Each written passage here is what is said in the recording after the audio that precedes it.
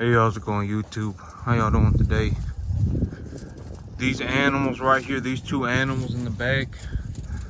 I got another animal over by the water tank, but these are signs of acidosis right here. If you take a look at the rear end of the animal is obviously having diarrhea. They're not eating. This animal right here is a little bit bloated. She's also got snot running out of her nose. That's all signs of acidosis. So right now I have about 15% of my animals are completely off feed, and I would say about a third of my animals are experiencing some degree of acidosis. If you take a look at their rear ends, they're scouring just a bit, and so I am seeing a bit of diarrhea, I'm seeing signs of acidosis occurring in my herd right now. I would say about 15% are off feed, and about 35% are exhibiting some lighter signs of acidosis. So yesterday, I reduced the amount of corn that they're getting. I had pushed them all the way up to 240 pounds of corn a day. You can see right here, this is acidosis right here. This animal having acidosis, light acidosis. And so yesterday I reduced the amount of corn that these animals are getting. I took them from 240 pounds to 200 pounds, and I'm going to see how they do on this, and if I need to, I'll reduce it again, but I'm going to gauge it as I go. One thing that I realized is that the bigger the animal is, the more likely they seem to be able to handle the corn without having a lot of scouring. I'm not sure if that's because, like, this animal right here, he's eating the corn obviously, and he's not having any signs of diarrhea. And so yeah, I don't know if that's exactly true. I wouldn't hold that as fact. But yep, when I started feeding these animals 12 pounds of corn a day each, they started having some pretty severe acidosis, to the point where I even have about 15% of my animals refusing to eat the feed at this point. So yep, and a third of them are having some serious scours. I've reduced the amount of corn that they're getting down to 10 pounds a head again. So I had them at 12 pounds a head. They started having pretty, I started noticeably seeing acidosis going through my herd, and so I reduced that back down to 10. Here, right when I get through, I'm gonna see how they eat this feed. I'm gonna see how they handle this feed. But after I do this, I'm going to go to the fertilizer. I'm going to go to the commodity yard, and I'm going to pick up fertilizer. It's supposed to start raining pretty heavily, starting maybe tonight, sometime tomorrow. It's supposed to start raining pretty heavily. It's supposed to rain frequently. My soil is still warm. The ground temperature is still warm. Now is my chance to put as much seed as I want to on this field. And so, and thankfully, I also have an abundance of capital. I have a lot of money. I'm sitting on a lot of money. You know, I have credit lines. I have cash. I mean, I have legitimately a massive stockpile of money. And so when I go to the commodity yard now, I don't even have to worry. If I want to, I can buy an extra 3 bags of seed. Even if it costs me an extra $100, it don't matter to me. You know, and so I'm gonna buy a lot of seed. I'm gonna plant the grass pretty thick, okay? Because here's the thing about the grass, okay, is that the cattle, when they walk around on the field and when they chew on the plant, they will pull plants out of the ground, and they will trample plants to death. And so when seeding the field, if there's going to be a lot of moisture and the soil temperature is at a good level, when planting grass for cattle to utilize as forage, if there's a lot of moisture, you're probably gonna do better if you plant it a little bit thicker. You know, I know that, but let's say I increase the seeding density from the recommended seeding density, and I increase it by 50%, what does that really cost me, right? If the average seeding density costs me about $35 an acre, and so if I go from 35 and I increase it by 50%, that's going to cost me what, $50 an acre. It's not a big deal, right? It's not a big deal. And this grass is going to be what they eat until about the summer of next year, until about June, July of next year, until about June of next year. This grass is going to be what they eat. And so when I plant this field, you know, that they're going to be eating it for 7-8 months. And so it's better for me to just plant the field properly. Even if it costs me an extra $150, it's better for me to plant the field properly. And so when I go through the field right now, I don't exactly know where the nutrient contents of my field are, because the last time I put fertilizer on the field, I legitimately didn't get a drop of moisture. I mean, I did get moisture, but it was so scorching hot that the weeds won't even grow back there. I don't have anything growing back there, and so I don't have really any plant material to go and look through to collect information on the mineral levels of my soil. And so as of right now, the only thing that I can go on is the information that I have collected in the past, and that's about all I can go on is the information that I've collected in the past. So the last time I put fertilizer on this field, I believe what I put on this field was 50 pounds of nitrogen, 25 pounds of phosphorus, 25 pounds of sulfur, 25 pounds of potassium, and 12.5 pounds of sulfur. And so when I go through the field this time, if I think about, okay, I got 50, 25, 25, 12.5, what I'm going to do this time is I'm going to put 35 across the board. So if I put 35 nitrogen, 35 phosphorus, 35 potassium, and 17.5 sulfur, I should have about I should be sitting on about 60 pounds of phosphorus and potassium, and about 30 pounds of sulfur, and then I should be sitting on about 85 pounds of nitrogen. But nitrogen also, it was real hot, so I'm anticipating that I had some off-gassing in the nitrogen.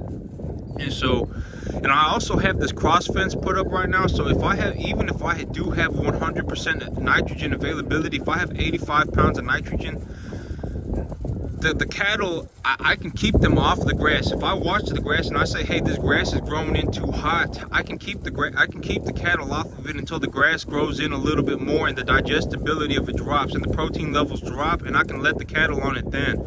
And so, you know, I have this cross fence now, so I have a way to fine-tune, manage the movement of the cattle onto the grass.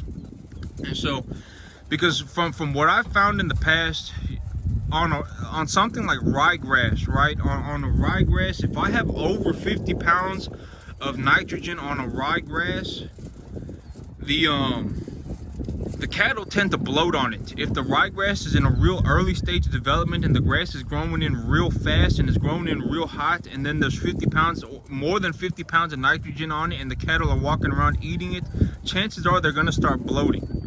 And so that's just from what I've seen.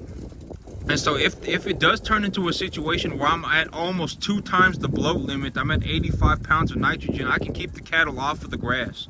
I can just keep them off of it until it grows in a little bit more, and as the grass develops, the protein levels will drop and the digestibility will drop too. But when also, this is you know, I'm not suggesting that anybody go and put a certain fertilizer on their field, right? Okay, so like me, before I did this last year, the way I did, so when I go through a field, I know that it's hard to do it right now because I don't really have any plant material. I scraped my entire field. I took a chisel plow and ran it across the field, so all of my plant material is gone back there right now. I plowed the field up, and so I don't have anything back there right now. And so, but the most, from what I've personally seen, the most kind of efficient way of determining the amount of fertilizer that should be applied is to go through the field, look at the plant material, and diagnose the plant material, and then apply the fertilizer accordingly. And so, when it comes to applying fertilizer, there's a lot that goes on to it. Like I just use 85 pounds per cubic foot as the ballpark measurement for all soils. I know that sand will be a little bit lighter, and that real heavily clay soils will be a little heavier. But if I were to take a scoop, a 1 cubic scoop of soil out of the ground, just about anywhere in the world, and it would weigh somewhere around 85 pounds. And so if I know that if I estimate that the weight of my soil is 85 pounds per cubic foot, I am able to, and I know that my fertilizer is, let's say, 35% nitrogen. I am able to, and I go through the internet and I say, and it says, or let's say I go through the internet to collect preliminary data, and I also go through and I also collect information as I go, and I say, hey, I need whatever, 75 parts per million of nitrogen. I would like to start my information collection at 75 parts per million, and I can step that up as I go, or whatever I need to do. I can take, if soil, 100% of a soil is 1 million parts per million, that's 100%, and I need 50 parts per million, and the cubic foot of soil weighs 85 pounds, and my fertilizer is 25% nitrogen. I can calculate that on a piece of paper and say, okay, this is where I want to start collecting data. And so I can start collecting data, and I can start collecting data on as the plant material develops, and as the plant material develops, if I see something going on, I can adjust for it accordingly. And the big thing about fertilizer is that, let's say I have a lack of nitrogen and a lack of potassium on the field. If you have a lack of nitrogen and a lack of potassium on the field, you don't want to go through that field and put on an equal amount of phosphorus and sulfur, because if you put on, let's say you got or calcium or whatever, you want to put the fertilizer that you need on the soil. Because let's say, like, here's a real life example of what happened to me last year. Is that I was just taking it. I don't remember exactly what happened, but I know my field had a phosphorus deficiency, right? My field had a phosphorus deficiency. Oh yeah, I remember. But there was a lot of things that happened. My field had a phosphorus deficiency, and it had a sulfur deficiency. But I put nitrogen fertilizer on the field just to see if the grass would grow. And when I put the nitrogen fertilizer on the field, the nitrogen fertilizer actually increased the metabolic activity in the plant. So the plant started growing faster, but the phosphorus and the sulfur deficiency got so severe that even when I put nitrogen fertilizer on the field, the plant would not grow. So you have to put the correct fertilizer on the field. If you have a phosphorus deficiency and you put nitrogen on the field, your plant material will actually it will begin to grow faster for a little bit, but the phosphorus deficiency will become so severe that the plant will terminate its growth anyway. And so it will look like you put fertilizer on the field but got zero results. And so if you're putting fertilizer on the field and it looks like you're not really getting any benefit from it, you're probably not putting the correct balance of nutrients. You're not probably not putting the correct balance of fertilizer on your field. And also, when running cattle on a field, when you fertilize the field while running cattle on it, you need to account for the animal's well-being as well, because if the grass grows in too hot and the animal starts bloating on it, you're going to have a lot of issues. I mean, you're going to have a lot of problems. You don't want a third of your animals having bloat from eating too much fresh grass. And so there's a lot that goes on to it. But I'll show you when I do this. I'll show y'all the cost and everything. A lot of people are going to be very, very, very I mean, planting this whole field, even if I bought a whole bunch of grass and stuff, it's probably not even going to cost me $700. And next month, when I don't have to buy seed and I just have to fertilize, it's probably going to cost me $250 a month.